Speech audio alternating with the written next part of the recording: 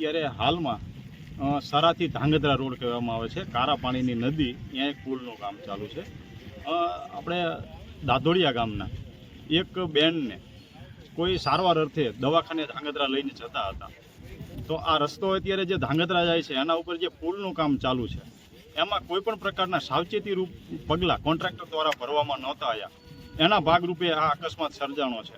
અમુક અંતરે બમ્પ બનાવવો જોઈએ, સ્પીડ બ્રેકર રાખવો જોઈએ, આડસ ઊભી કરવી જોઈએ અને ડાયવર્ઝનના બોર્ડ હોવા જોઈએ જે સાવચેતી અને ચેતવણી રૂપ જે ગણાય. એ કોઈ પણ પ્રકારના નિયમ પાડવામાં નહોતા આવ્યા અને દવાખાનાનું કામ હોવાથી થોડી ગાડી પણ એ રસ્તે જતી હતી અને આ કોઈ વસ્તુ રાખવામાં નથી એવી, એના કારણે આ અકસ્માત સર્જાણો છે. ખરેખર કોન્ટ્રાક્ટરની ઘોર બેદરકારીને કારણે આ 3 લોકોના જીવ ગયા છે અને 2 લોકો સારવારમાં હાલમાં દવાખાને સારવાર લઈ રહ્યા છે. કેટલા સમયથી આ પુલ બને છે? આ પુલ 1 વર્ષ જેવો ટાઈમ થઈ ગયો છે, એવા સમયથી પુલ બને છે, પણ હાલ પૂરતો કામ પણ પૂરું કરવામાં નથી આવ્યું અને કોઈ પણ પ્રકારના સાવચેતીરૂપ પગલાં પણ ભરવામાં નથી આવ્યા.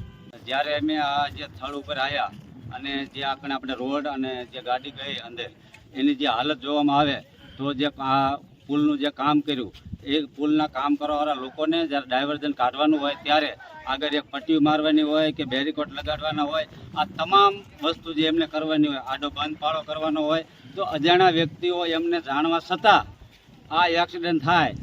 એટલે અમને જાણી જોઈને આ એક્સિડન્ટ કરવામાં આવ્યું છે અને અત્યારે આ ગાડી અંદર ગઈ એમાં દાધોરિયાના 2 બહેન અને એક ભાઈનું મૃત્યુ થયું છે અને 2 એવા વ્યક્તિનું ઇજાગ્રસ્ત છે અને હાલ એ હોસ્પિટલમાં દાખલ છે.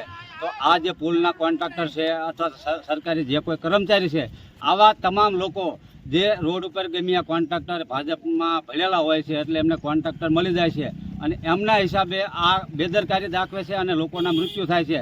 તો અમારી અને જ્યાં લોકો અહીં કણે પધાર્યા છે ગામજનો તમામ લોકો, અમારી એવી માંગ છે કે આમને જાણવા છતાં આ બેદરકારી દાખવે છે તો આમના ઉપર, આ કોન્ટ્રાક્ટર ઉપર માનવ વધનો ગુનો દાખલ થવો જોઈએ. BNSની કલમ મુજબ જે કોઈ કલમ આવતી હોય એ મુજબ અમને માનવ વધનો ગુનો દાખલ થવો જોઈએ. અને હું આપ મીડિયાના મિત્રોને એક જણાવીશ કે તમે આગળથી આવો અને જ્યાં રોડની તપાસ કરો કે ભાઈ આ પથ્થર અત્યારે લગાડવામાં આવ્યા છે, ડાયવર્ઝનનું બોર્ડ અત્યારે લગાડવામાં આવ્યું છે, આવી બધી જે તમામ બેદરકારી આવડા લોકોએ જે કરી છે એના હિસાબે અત્યારે 3 લોકોના મૃત્યુ થયા છે અને એના નાના બાળકો, એમનું ઘર પરિવાર અત્યારે રજળી રહ્યું છે અને આખું ગામ શોકમય છે.